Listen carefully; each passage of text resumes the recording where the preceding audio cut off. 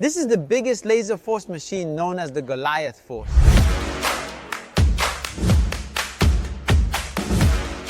This model has dimensions of 3 meters in width and 6 meters in length, but it is capable of extending to a width of 6 meters and a length of 24 meters.